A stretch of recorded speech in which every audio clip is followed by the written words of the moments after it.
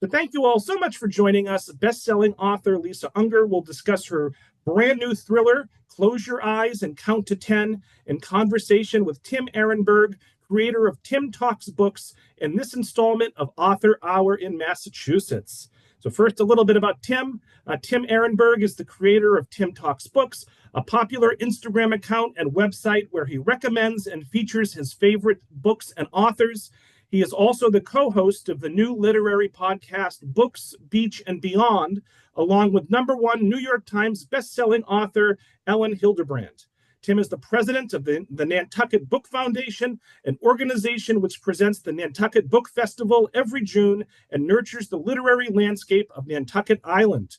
Tim is also the marketing and events director for Nantucket Book Partners, Nantucket's 2 island independent bookstores, Mitchell's Book Corner, and Nantucket Bookworks. He writes a monthly column and is the resident bookworm for Nantucket's lifestyle magazine, N. And Tim Talks Books has been featured on Oprah's Book Club, the Today Show's Read with Jenna, CBS This Morning, the Boston Globe, and Publishers Weekly, among many others. And Lisa, who needs no introduction, but Lisa Unger is a New York Times bestselling and internationally bestselling author. Her books are published in 32 languages, with millions of copies sold worldwide. In 2019, she received 2 Edgar Award nominations, an honor held by only a few writers, including Agatha Christie. Her work has been named on best book lists from Today, People, Good Morning America, EW, Amazon, IndieBound, and many others. She has written for the New York Times, the Wall Street Journal, NPR, Travel and Leisure, and many others. And she lives in Florida with her family. Whew. All right. So, folks, let's give a big virtual round of applause to Lisa and Tim for joining us tonight. And Tim, you can take it away. Thanks so much. Thank you, Robert. Thank you so much. It's so exciting to be here. Lisa, I'm so flattered that you asked me to do this. Oh my, and I'm so honored that you agreed to do it. I so love everything you do for books. You're like one of those people that like is always supporting books and authors and publishing and libraries. And it's just such a gift to be here with you. Thank you. Thank you. I have been a Lisa Unger fan since 2006 this is my copy that I bought in 2006 of Beautiful Lies. And I always remember it because the twist at the end was one of those twists that I was like, that's a good twist. So I've been around for a while as a Lisa Unger fan. So thank you so much for having me. I want to start tonight because Tewksbury Library, this is in collaboration with them, and I know it's publicized with about 50 Massachusetts libraries. So I wanted to, librarians are pretty special humans, and I wanted to start with them as our inspiration. Yeah. So close your eyes, and I want you to remember that first memory that you've had at a library or with a librarian. Yeah, it's really not hard because my mom was a librarian. Oh my gosh, that's so special. Yeah, it is. And honestly, like I do credit my mom with being the person who, made it possible for me to just kind of be in love with story. Like she is an avid reader, of course, and also a great lover of like television, movies, theater, all of it. And my dad, who recently passed, we were just discussing, he was like, he's an engineer. And so he was like, all grids and pie charts and like, no fiction. So like he wouldn't go to the movies with her. He didn't read the kind of books that she read. So like she was always taking me to the movies and like things that were just kind of like wildly inappropriate, for my age. And we always had like big shelves of books. And there was no censorship at all in my house. Like if I could reach it, I could read it. And my mom was like, oh, I thought it was some of it would just go over your head. I was like, no, I was a very advanced reader. It wasn't going over my head. But my mom, she used to work in the library from, she often worked the after dinner shift, like the 6 to 9 p.m. shift. And so I almost always went with her to work and just did my homework in the library stacks. And that is like my entire sort of childhood is like in a library and like towards like, my, high school years and stuff, we lived in a town called Long Valley, and the nearest library was Chester Library. And that's where I just did my homework every night. And so like I have just, this childhood in a library. So it's a very important to me.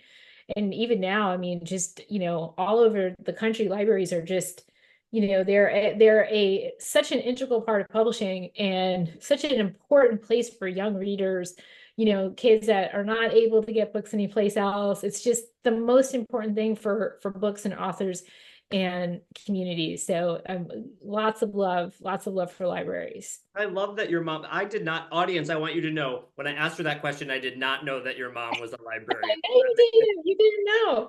Makes it even more special. I want to stay in these younger years because I love asking authors their origin stories. And I feel like an origin story kind of sounds like a superhero, but in some ways, I know authors to me are my superheroes. Do you have a book out there, one of those books on the shelf that maybe your mom let you read that you credit to making you a reader? Yes. So I was, so I just read and read and read like all the time. Like I don't remember like the first book I read or even like, what my childhood books were. Like I've always like, I kind of like always think of myself as a very like advanced early reader. But I know that the book that made me sort of fall in love with language and story and character as a reader was Other Voices, Other Rooms by Truman Capote. And this is just it's a collection of, fiction and nonfiction vignettes, because Truman Capote had a pretty complicated relationship with the truth. And so I remember just opening that book and just being transported into these like just sort of little environments that he created. And just sort of all of a sudden, the idea of creating story and character and these sort of like, I started to think of them as almost like word pictures where you could just kind of walk through a portal and be in another universe that didn't exist for you before and connect on some deep level to people and experiences that, are outside of your, in my case, sort of suburban New Jersey, even though we traveled a lot when I was young as well. But like, that's where I think I was at the time of the reading and just being transported by that. And so I really do credit that particular book with turning me into a reader. What about for being a writer? Is it the same answer? It's not, but it is true. It is Truman Capote. It's In Cold Blood, which I read at a wildly inappropriately young age, like just not had no business reading that book.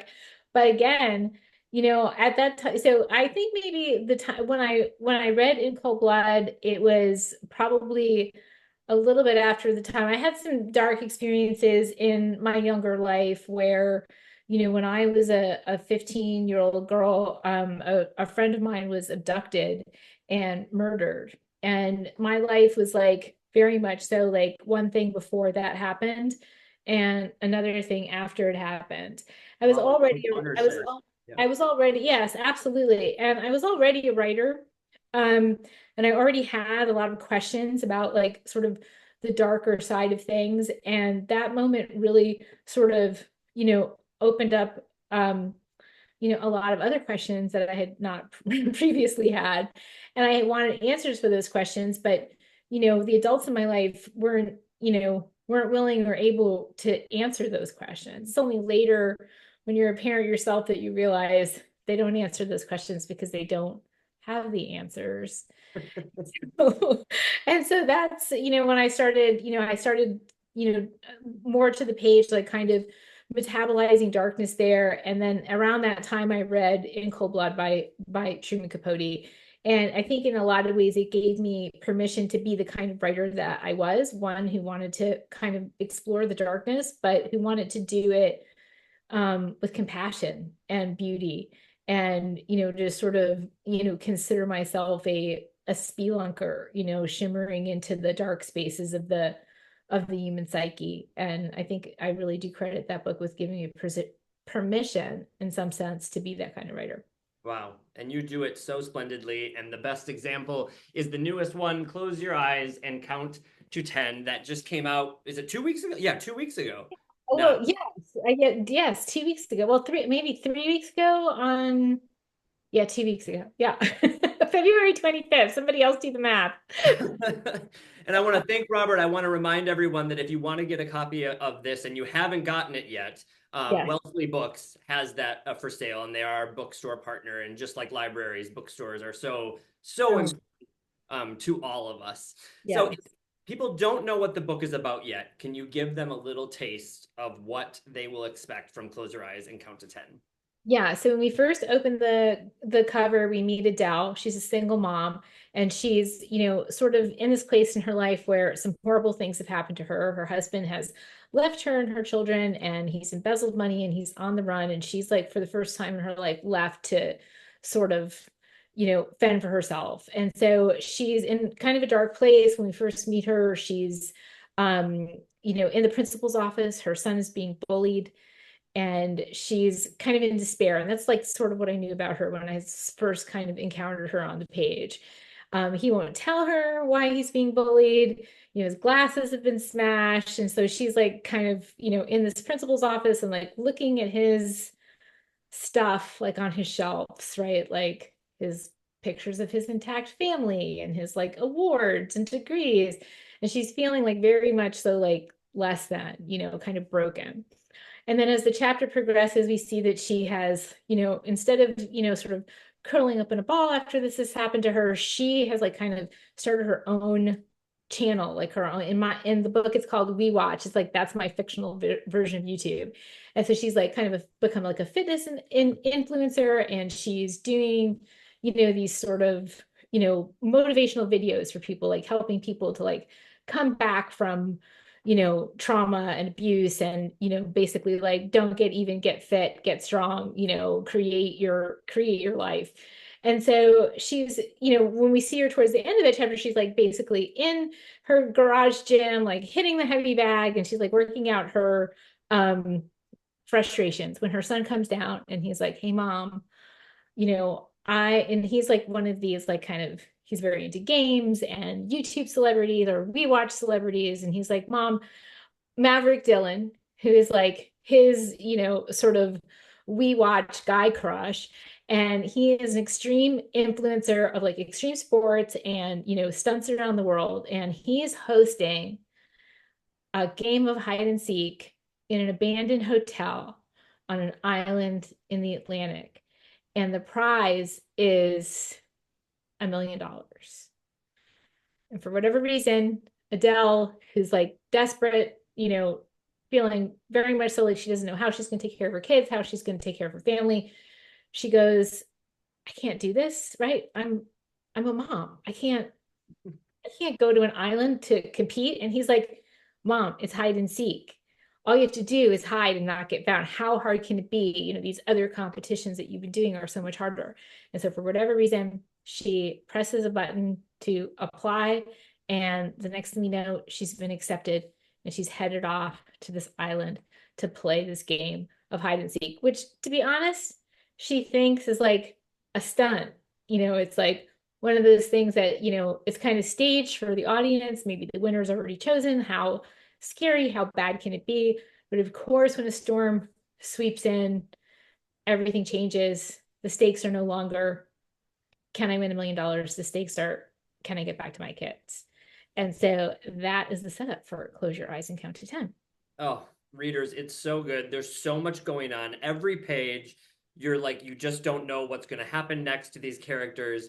And I had, the whole time I was thinking, because I love talking about two authors about their process, I was like, I wonder what the first seed was for Lisa that planted this idea, because it grew into so many different concept themes and storylines and plots. What was the first thing that came to you that started this book? It was really Maverick's voice that I heard first. The first thing I saw was him just sort of arriving at Enchantments, and just sort of having this feeling like awe of this crumbling, broken thing. Like that's one of the first things he says about it, that he just like loves to see something that was once grand falling to pieces, and there's a kind of beauty in that. And so he was really the first person that I connected with, even though he's not very connectable. I mean, he's kind of a person, he's a big personality, right? So like love him or don't, but he's got a lot going on. So I was really interested in all of his different layers, and his darkness and his trauma and the things that make him who he is, in addition to the fact that he's like lived his life in front of the camera, and that there's a person that turns on when the camera turns on, and is that the real person, or is there another person underneath that is the real person? And so that was what I was really interested in when I first started like listening to Maverick Dillon. You brought up the enchantments, and we'll get back to the characters, but Yeah. sometimes setting and places can be characters, and that rundown hotel. I mean, there's something about that. Think of like the Stephen King's The Shining. I mean, Yes. so many books with that as a theme. But yours was inspired by a real place, right? I think I read that you took a trip with your family. I did. And actually, if you go on Instagram, you can see like all the footage from that particular trip. So we went to the Azores, which is a Portuguese archipelago in the Atlantic. Absolutely beautiful, dramatic, gorgeous, just stunning islands. And so we went there, and we were, it was actually the first trip after, after a couple of years of quarantine, in COVID. And so like we literally had to like take COVID tests, right, to leave the country. And so we get to this beautiful island, San Miguel, and we're, staying at this gorgeous hotel. And then we wind up going out to hike the rim of a volcanic lake, because this is like something that we do. So we're starting our hike, and then a very dramatic out of nowhere storm sweeps in. Like the sky was crystal clear blue one minute, and the next minute it was just torrential rain. And so it kind of sent us running back to our rental car. And we were like, oh, well, who really wants to hike anyway? Let's go back to the spa, because that's like so much better. So we're driving back, and we, on our route back, we come across this gigantic abandoned structure in the middle of the forest. And it's like this giant, like black behemoth just kind of like reaching up into the sky. And we would later find out that it was a hotel that was built in the 80s, and that it went bankrupt within 5 years. Like it started just terribly in debt, and then just went out of business, and has just sat on the island since the 80s, just turning into a ruin. So like it's been fully looted. There's, it's just the concrete shell of what it was. And all these signs, of course, like, na entra and peligra, which, is Portuguese, but I think in any language, pretty clear, danger, stay away, like big X's, all of that. And we were just like, well, they don't mean me, right? Like, so we just kind of like, I had my daughter with me, and she's, she is the daughter of a thriller writer, so she's used to sort of, semi-safe excursions.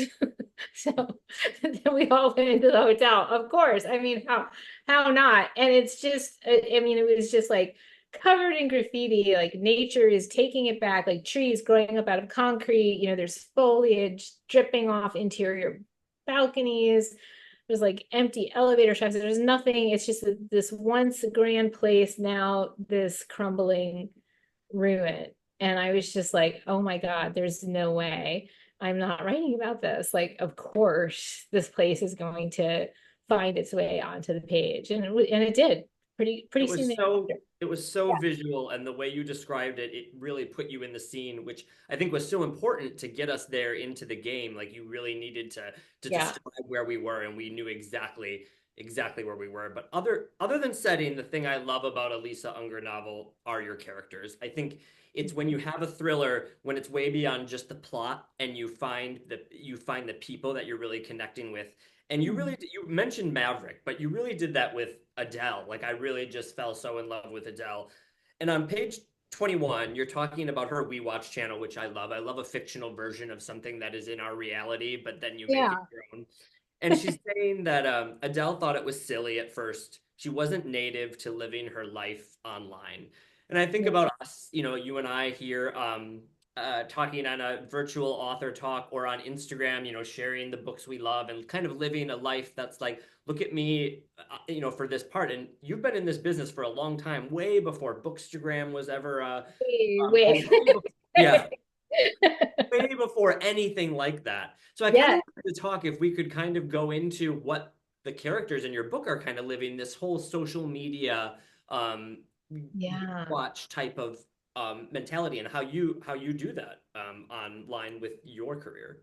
Yeah, I mean, that's such an interesting question. Like and that is really true. Like when I started writing my first book published in 2002, there was no social media like at all. So I am absolutely not like a social media native. It's a vernacular that like I've sort of had to learn, and that, to be frank, I'm not 100% comfortable with it. I have worked to be authentic in a kind of an inauthentic platform, right? But it's definitely not something that I'm native to, like my daughter, for example.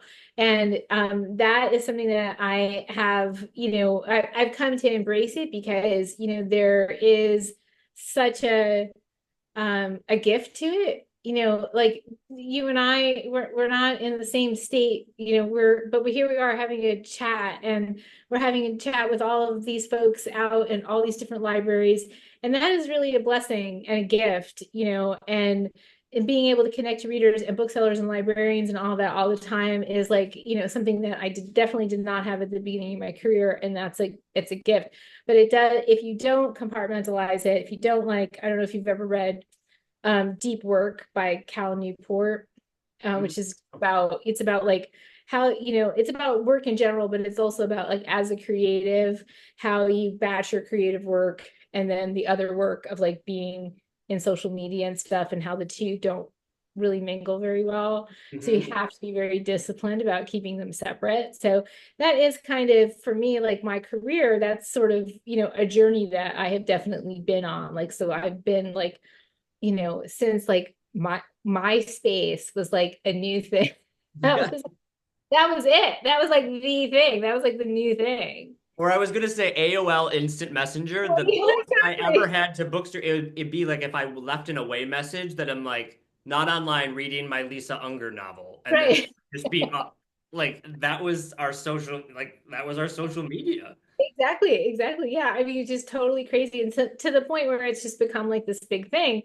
And so, I mean, it is always something that I'm interested in. I'm always interested in technology, right? I'm always interested in technology, not in the actual technology, but in how the technology rewrites the way we relate to each other. Right. Like that's what fascinates me. So like in Confessions on the 745, like that was a little bit about, that was a little bit about like social media and the privacy that we give away. And Last Girl Ghosted was about online dating, and Secluded Cabin Sleep 6 was about DNA testing. And, and then of course, Airbnbs, like, why do we go online and like click, and then like just go to a house that we've never been to before? We have no idea who owns it, or who's been there before, or who's coming after. I mean, we just do it now though, right? So, but again, not the technology, but like how it's changing our behavior. And so for this book, it was YouTube celebrity. It was like the idea of that kind of person who lives their entire life online, right? Like and Maverick is definitely like sort of, he was a kid. He was he was his mother's first subject. She was a photographer. He started with stunts. He got this kind of idea of himself as like, if I put myself in danger, I get a lot of attention. And then, he's injured. And so he's a gamer. He's online. He's like one of those guys online that's like playing video games for other people who are playing video games, which somebody my age, this is a very strange thing, right? To watch people doing this. Is for my daughter, not so strange. Like that's kind of the world, right? So like this kind of interesting thing about like, okay, so if you are this person and you live your life for the camera, how does that like code your brain? And then is there something else underneath? And this is something that I wind up exploring with a number of my characters in the book. A number of them have these sort of personas or online personas. And, there's a person that comes on in the book when they are on camera. There's a performative face that gets put on and is broadcast. And then in the more interior sections, we're seeing another version of the character. And isn't that true of all of us? That there's a performed person, and then there's the private self. And that was one of the bigger themes or the bigger interests for me and all of my characters. Adele, to a lesser degree, Maverick for sure, Malenka, who is, in the book, the youngest woman to, climb the 7 summits, and Wild Cody, who has had a terrible fall from grace and is on the redemption circuit. So like, there's all these like kind of elements, all these people, they come for one thing, or they think they're coming for one thing. And then when the stakes get real, everybody changes. And that was something that really interested me about the book. It was definitely my favorite part of the novel because you were able to dive into them so psychologically that you just, sometimes you don't expect that when you pick up a thriller, like you're going to learn and like emotional intelligence of humanity, really, and what we're watching on reality TV. I always think about reality TV and like I never wanted to be on a reality television show because I was like, the way they're going to edit me, I'm going to come off probably not how I'd want to come off. So it's like, I really was fascinated in that too. Just like what we're seeing on the TV, is that really the people that exist beyond that, whether it's the TV show or in your novel too. Right, exactly. And I used to watch these, like my daughter was like, we let her slightly sometimes watch YouTube. I always watched it with her because, there's a whole like thing about YouTube and social media. We were very strict with her about it.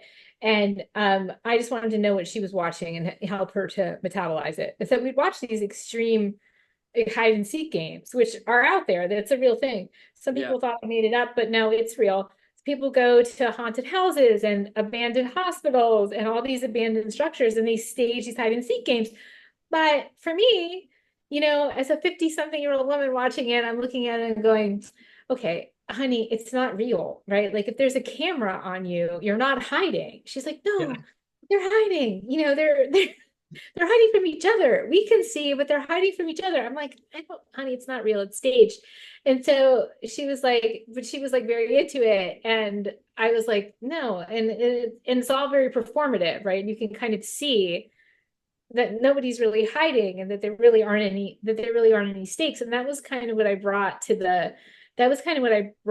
to Adele and to the game itself. Like Adele goes because she thinks it's staged. She goes because she assumes, okay, I'm going to hide and there's going to be a camera and it's going to be edited after the fact. And the winner's probably already picked because that's who Maverick Dillon is. He's going to pick the best winner who's going to get the most views and blah, blah, blah. And it's going to be the best narrative.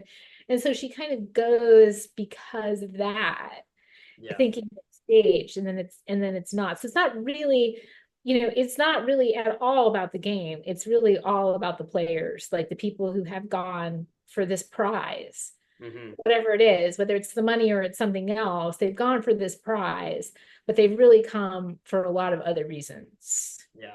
I also love when Adele, so on page 21, on page 47, she's talking with her kids about joining, and her son is kind of like, Mom, these are all adventure influencers, and kind of implied to her, you're just a mom.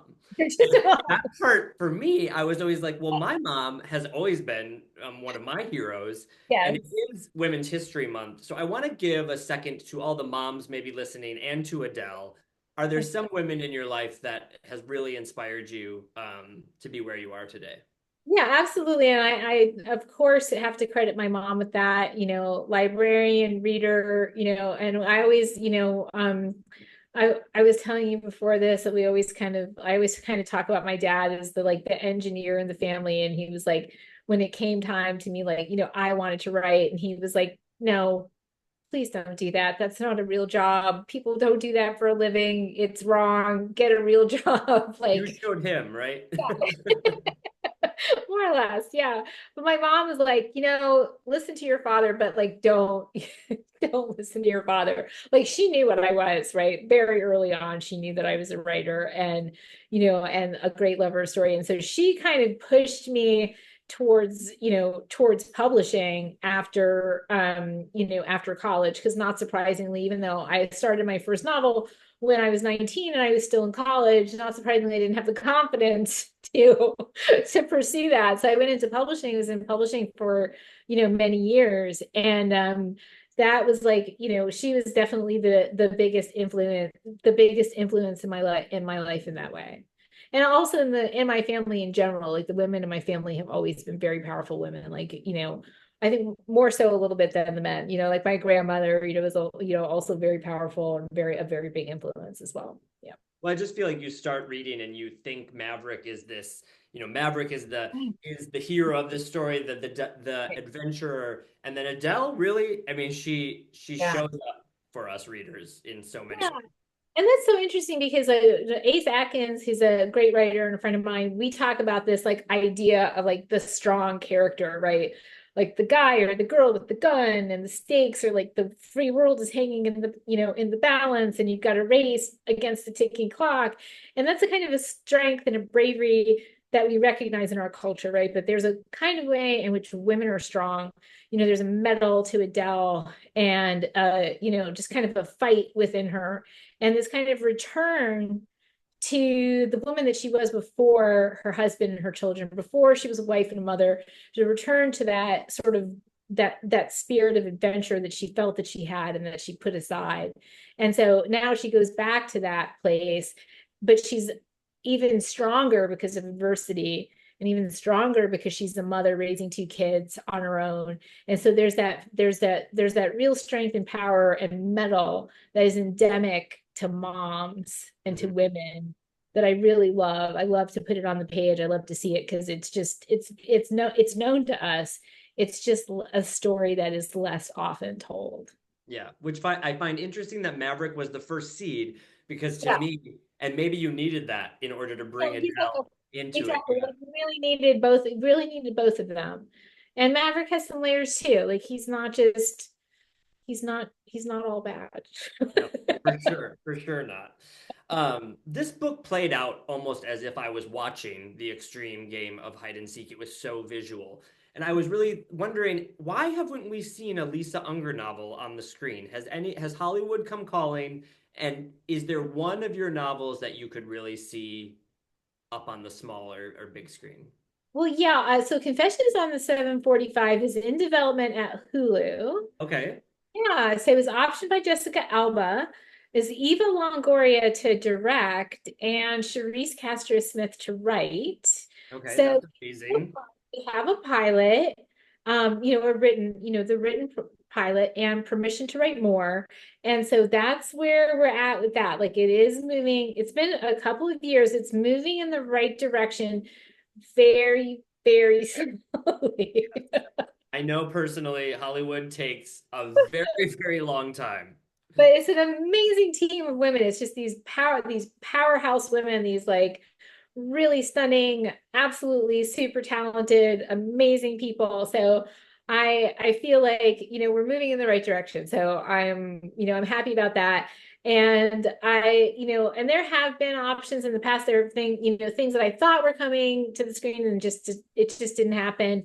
So I just, I always try to just stay focused and rooted in the work, that's on the page. That's the only place I have any control out there in the ether, Hollywood, all that stuff. I just, I try to put out the good vibes. Yeah, for sure. I mean, I could see those back to the paper. I could see this Close Your Eyes though being quite the Right. movie. I thought it was very visual. It's definitely the most visual book for me. It was definitely, it was like a real union between the action that was taking place and the character evolution. So it was definitely probably the most actiony, most movement in a book that I have done. Yes, for 100%. So I would like to think that each book maybe teaches a writer something, and after so many, what number is this? It's been since 2002, but what number? 22. This is my 22nd novel. Wow. I Is there know. something you can say, you know what? I learned this about being a writer from Close Your Eyes. Yeah, it's so every book is a journey. Every book is a different experience. Every novel is a relationship, Mm, right? It has, good days and bad days. It's it's long. It's like a year longer editorially, so every book has like a gift, and every book has a challenge. And I also think every time I sit down to write a book, it always feels like the first time. I never sit down and go, yeah, I got this. I'm just gonna dial it in, right? Like I have never had that feeling. I've always sat down at the page and just been like, awed at the possibilities. Like I live for that blank page. I live for, I always think of it as kind of like a portal. It's something that I walk through and go someplace else. mhm. And I think for Close Your Eyes and Count to 10, the thing that I learned the most about, especially in my relationship to Maverick, is that somebody who presents as being very I won't say dark because I don't think he was dark, but who presented at the beginning as somebody who was like pretty shallow and Mhm. somebody who you might actually prefer to punch in the face than hang out with and talk to. If you spend your time with that person and you give them your empathy, then they will open to you and show you all their layers, which is something that I think I have known often, but like I think my relationship to Maverick was a little bit more contentious in the beginning than any other character that I've sort of sat down with to kind of dig in. And to be honest, that was what interested me the most Mhm. because I was kind of like, God, who is this guy? Like, what is he? Yeah. What is he doing on the page? And I had to just say I had to have enough faith in myself and in my subconscious to know that we were going on a journey together and that I was going to understand him better towards the end. So a I little love bit of that that. that was a Yeah. good lesson for you in writing because that's a great lesson for all of us just So true, right? just in meeting people and how Right. to really give maybe people the benefit of the doubt and understanding that they, we all have our stories. And Um, it's never been more important. yes, exactly. Have you ever heard this idea of maybe a not authors are writing the same book over and over and over and they don't really Yeah. realize it? Have you ever heard that concept? Yes. I don't know if I necessarily agree with it because obviously, especially for you, 22 books, like they're all so Yes. different. Some But people are writing the same book over and over again. well, true. True. That is very true. And to great success. Yes. But if you were writing the same book over and over, what do you think are the themes that are always coming up for you? I think you mentioned technology, but is there even a deeper one that you Yeah, see? identity, what makes us who we are. This is like one of my biggest fascinations, and I think it is something that drives all of my books, is just this trying to understand what makes one person a killer, what makes one person a hero. Is it nature? Is it nurture? Is it some impossibly complicated helix of Hmm. both of those things? What makes somebody appear one thing on the surface, and then how do I get to the depths underneath? I think of myself as a spelunker. I want to shimmy into those dark spaces of the human psyche. I want to figure out what makes us who we are. And so in exploring identity, it leads me to explore things like psychology, biology, neurology, family, of course. Family, family, family. All those layers, all the secrets and lies that exist in most families, and how everybody's entangled and trying to break away from each other and trying to get closer to each other, and how that forms us. So those are definite, like, recurrent themes. The woman in extraordinary circumstances, the woman who's like having the worst day of her life. That's Hmm. something that comes up again and again. It's not, we don't control what happens to us, but we do control what we do next. Yeah. And that's a big theme that comes up again and again for me. trauma. Such a beautiful answer. I feel like it's why your thrillers are so much more beyond the thriller. It's why you remember them after the ending or the plot, and that's not just like a yes, you can read it in one day, but then maybe you're thinking about it long after that first day. So congratulations on Close Your Eyes and Count to 10. I really loved it. And readers, make sure that you go out and get it from our bookstore partner or the library in Massachusetts or any library that you any library. And Tim, will you just talk like just 2 seconds about your work? Can you talk a little bit about the festival before we get into our speed round? Can you just let people know about it and your Instagram, which is such a beautiful feed about books, and you're such a passionate lover of books. So maybe just a tiny little bit about you. Oh, well, this night is all about you, but thank you very much. So I'm the president of the Nantucket Book Foundation, which puts on the Nantucket Book Festival. We actually just announced our 2025 roster. I'm so beyond thrilled for it. I'll be in conversation with Wally Lamb, who has been one of my favorite novelists. Oh my God. She's Come Undone when that book. Ocean Vaughn, who wrote On Earth We're Briefly Gorgeous. He's just such an accomplished poet, and it made me fall in love with a genre. Like I don't consider myself someone that reads a lot of poetry, but I just really love his writing.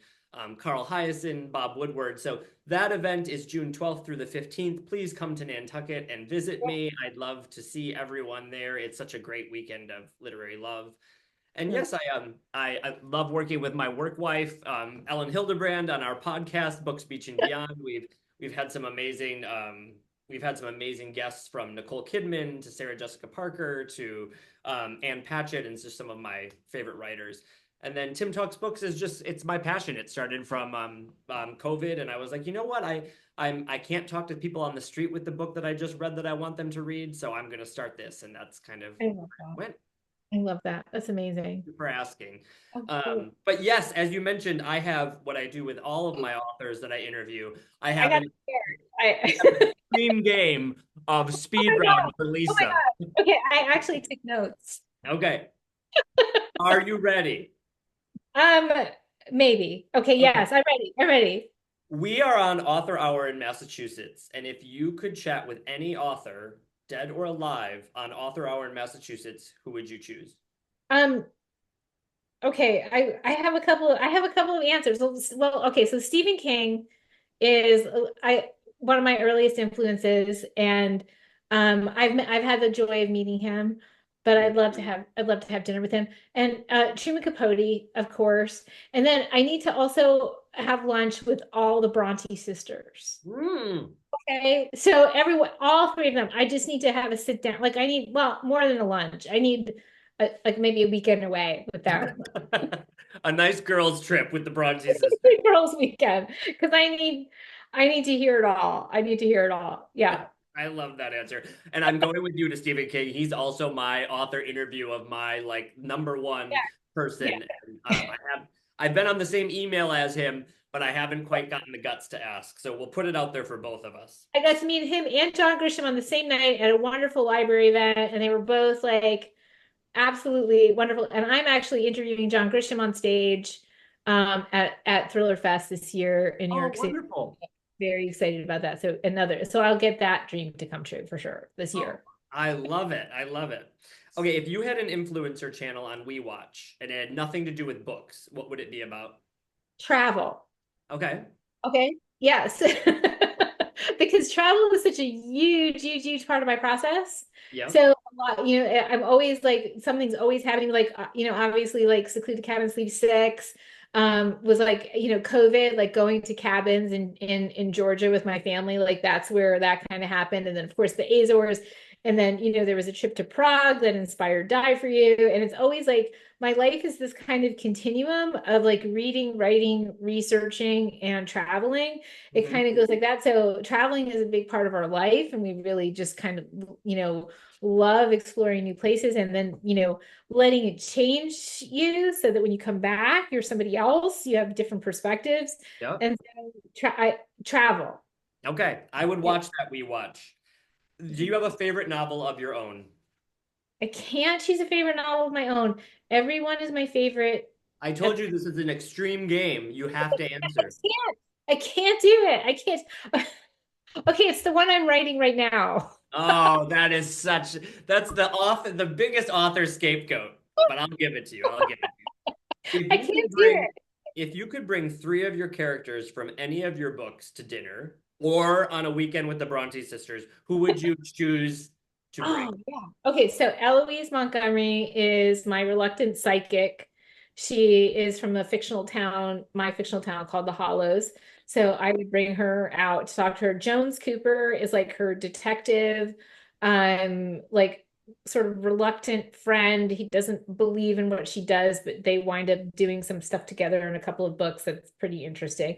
So I'd like to do them again. And then there's a character who appears in one of my books, Crazy Love You. Well, Ian Payne is like a graphic novelist. He's like very disturbed. He's like unhealed trauma, addicted, etc. But he has a childhood best friend, and her name is Press. And she has a dark history, and she also turns up in another short story of mine. And Okay. she has physical form, but she's got other things going on as well.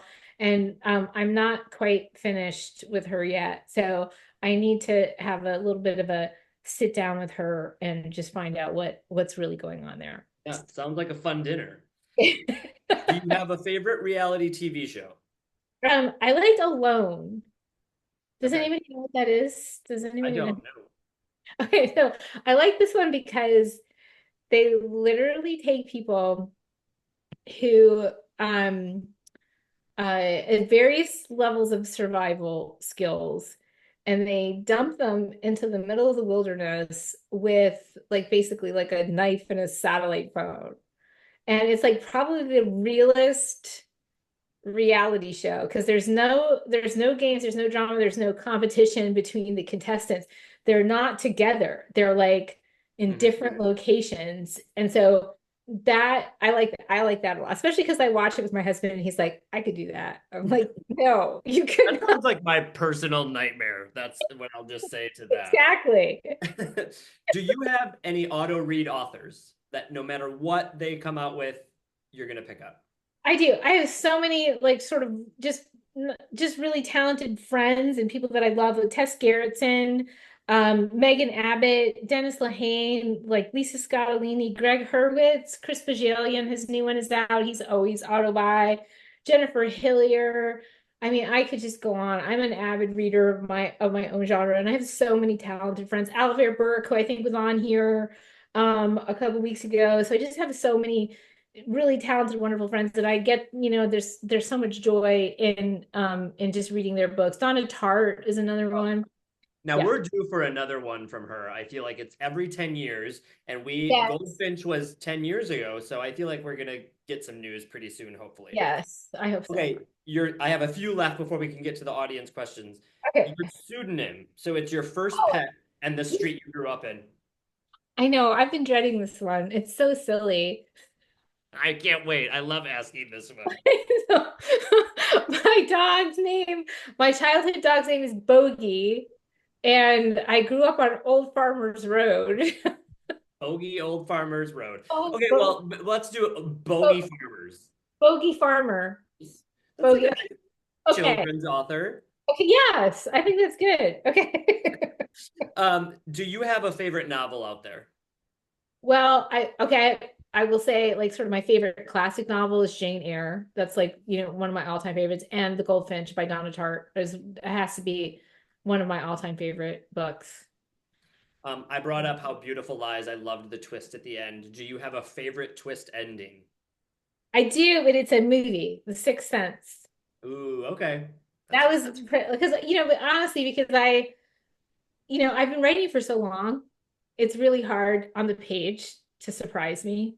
Yeah. Even the best twists, it's very hard. But in film, I can sometimes be surprised. And that is like one of the times I would say I was really, truly shocked. Yeah.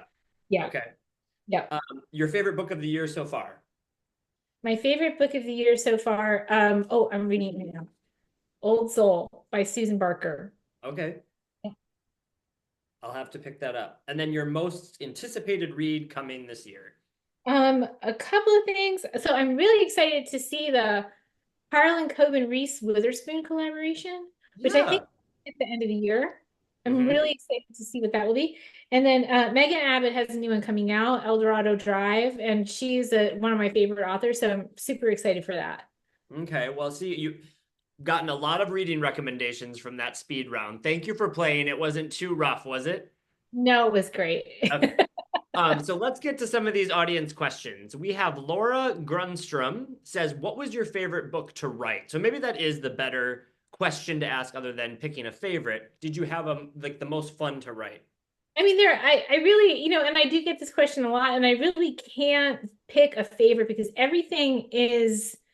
um, everything is like the most important, the most exciting, the most special thing to me at the time of its writing. I mean, I will say though that Close Your Eyes and Count to 10 was a lot of fun to write Mhm. because it had so many different layers and perspectives. So Yeah. it had like, part of it's told through a podcast, some of it's told through performance, like for the camera, some of it's like a private video diary, right? So it's all these different layers and pieces. It's like almost like a mosaic of perspectives, which I hope at the end of the day, creates a full picture. So this one was especially fun to write. Oh, so fun to read too. Sally Thurston asked the question I cut from my question, so I'm going to ask it. I love asking if you're a plotter or a pantser, which let's tell people what that means if they don't know. So, plotter, obviously, you sit down to write and you have pretty much everything, kind of all the biggest key points of the plot already kind of figured out. Pantser is you get to the page each morning and you don't know where you're going. So, what is Lisa Unger, a plotter or a pantser? Well, I like to think of myself more as a gardener. Okay. See, I can't like just give the answer, right? Like a seed gets planted and something starts to grow and you give it light and air and maybe do a little like pruning and stuff. I am, in that comparison, I'm definitely a pantser, but like I hate the word pantser because it's just like, oh, I accidentally like by the seat of my pants wrote a book. Like that's kind of how it seems to me. And it's like the plot, but to be a plotter, to have an outline and have everything known that I was going to write before I sat down, like even when you say it, it makes my heart beat a little fast. Like that is terrifying to me because all the joy and all the richness and all the character depth and everything is in the writing for me. Everything develops on the page for me as I write. And the idea that there would be like an outline and like somebody would be telling me what to do, even if it was me, was Hmm. my own was my own intellectual brain telling my subconscious what I needed to write. Like that is terrifying. Yep. I can write my book if I had to do it that way. Maybe I should add gardener into my when I ask authors, Gardener. are you a pantser, a plotter, or a gardener? And I'm sure people would be like, please elaborate. Elaborate. Sharon Bishop asks that says you always have great character names. Is there a method you choose to choose them? This is another annoying answer. I feel like my characters come with their name. I feel like they, like I may not know what it is at first, but like as I'm writing, I know their name. Like I don't have like a baby, like a name, like baby book name. Like people have the like, those books of baby names and stuff, and they use those to like make things. I feel like everybody comes to me with their name. So I don't really know. I don't really know where the names come from. Hmm. I don't Interesting. really, yeah. So Aaron Spardelli says, I'm new to Lisa Unger thanks to Tim. Hi, Aaron, but I can't wait to read this book. Lisa, how long did you work in publishing, and do you think it helped your career as an author? That's a good question. So it did and it didn't. So I started publishing when I was 22 years old. It was my first job out of college, and I worked in publishing as a book publicist for about 10 years. So I left in like 2000. I left in 2000. And I loved it. It was a super fun job, in your 20s in New York City, like traveling with authors, throwing parties, all that. It was kind of like a secret writer. It was a closet writer, because it's kind of embarrassing to be a writer working in publishing. It's kind of like being a waitress and really being an actress, wanting to be an actress in LA. It's kind of like that thing. You're not going to be at dinner with like Nora Roberts and Tom Clancy and be like, oh, I'm a writer too. So it's like kind of that. But then I got really serious about my writing, like sort of in, my mid 20s, and I was like, okay, I have to just start writing every day because that's what I have to do. Like I wasn't going to be able to look back like 5 years, 10 years down the road and be like, oh my God, you never even tried to do it. So I got really serious about my writing. I think, but when I finally did get published, it was not by the publishing company that I worked at for 10 years. It was by St. It was by St. Martin's. That St. Martin's was my first publisher. But I think how it helped me was that it actually gave me permission to be a writer because, when I graduated from school and my dad kind of said, it's not a job. It took me all that time working in the industry to realize, what, it is a job and people do this. And not only do they do it, there's an entire industry that sprang up around people who write. Yeah, for sure. So that's how it helped me. It kind of gave me permission to do the thing. And I think, there were just things that I knew about publishing that I think most first-time writers don't know. I knew that it was harder to succeed as a published writer than it is to get published in the first place. I knew that a book contract, a first book contract, is an open door to the writing life. It's not a boon. It's not a windfall. It's just like, welcome in, roll up your sleeves and get to work. And so I knew that walking in, and I also knew to, set my expectations really low. and just know that you have to check your ego at the door and work as hard at this as you would at anything else that you wanted to do. Well, I think even mentioning how you always come to the page not thinking you're phoning it in, that you've never, even though you've written 22 novels, it's like each one is a new venture, almost writing that first novel. And I think Absolutely. And that's the joy of it. I mean, like every day I wake up and think I can be a better writer today than I was yesterday. And that fills me with, excitement and joy. And that is the ultimate intrinsic motivation for me every day, more than anything else. And not only are you a writer, you're also the co-president of the International Thriller Writers that you and I met actually at Thriller Fest, because I came to the Thriller Fest last May, and I was on a social media panel with our friend Sarah DeVello. Can you talk a bit about, if people don't know what International Thriller Writers are, and then what's the co-president of that organization like? Yeah, so I'm the co-president along with my friend, best-selling author Greg Hurwitz, and so we've been friends for many, many years, and now we're co-presidents together. And we're basically a part of this organization, and our mission is to kind of educate, bolster, and support writers at every stage of their career. So we have everything from online education to this fantastic conference that we have every year.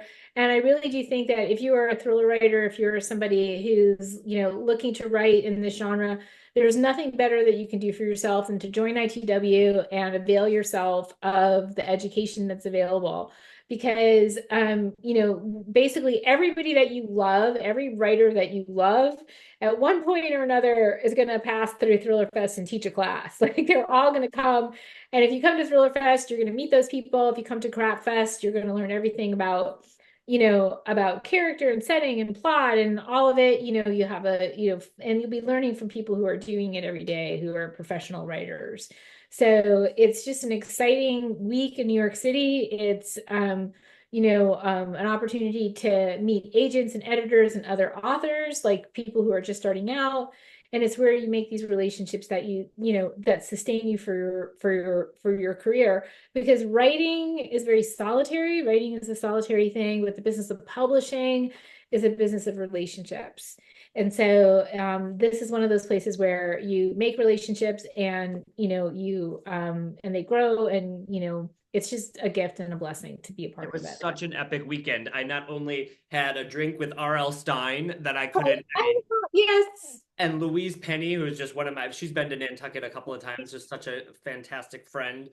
There was just every writer that you feel like, I love that writer, I feel like is there. And it's just such a sense of community. So thank you for that community that you built. It's really, really beautiful. We're very blessed. I mean, our executive director is Kim Howe, and there's a full, staff, and these guys work tirelessly all year to put on these amazing conferences. All of our author, board members and, participants, we're all volunteers. We all, do everything we can to, sort of help people along this road, the way we were helped along the road as well when we were first starting out. So that's kind of our mission. Well, it's a great organization. Thank Well, we are out of time, which it went so quickly. I want to thank Robert and Tewksbury Public Library for hosting us tonight. What a great event. I love this author hour in Massachusetts. I think it's splendid. I want to thank all the libraries for publicizing it. And I want to thank Wellesley Books for hosting us as our bookstore partner. Make sure you order Close Your Eyes and Count to 10 or any of the other books that we mentioned throughout the hour for them at the bookstore. It's so important to support indie bookstores now more than ever. And then to thank our esteemed guest, Lisa. Thank you so much for being the author today. Oh my gosh. And thank you for doing this. Thank you for your fun questions, your speed round, for your joy, your energy, all of it. I appreciate you so much. And thanks to Wellesley Books and Tewksbury Library and all the libraries and all the patrons. It's so, so, so lovely to talk to you all.